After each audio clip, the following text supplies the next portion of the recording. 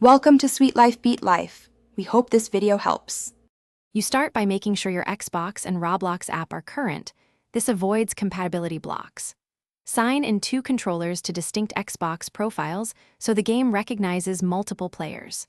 Once done, launch Roblox and join a game that explicitly lists local split screen support. Not all Roblox experiences allow it. Make sure your TV input and display mode are correct so both players' views fit. These steps prepare the system so the game can detect and enable split screen when the second player joins. Now you add the second player. With the host sitting in the game, have the second controller press a to join and sign into its Xbox profile. This prompts Roblox to instantiate a second viewport. If nothing happens, back out to the Xbox dashboard and re-enter the game after both profiles are active.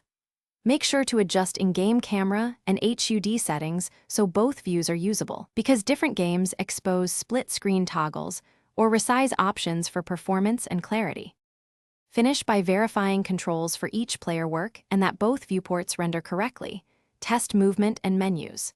If performance stutters, reduce resolution or graphics in Xbox display settings and in-game options to improve frame rate.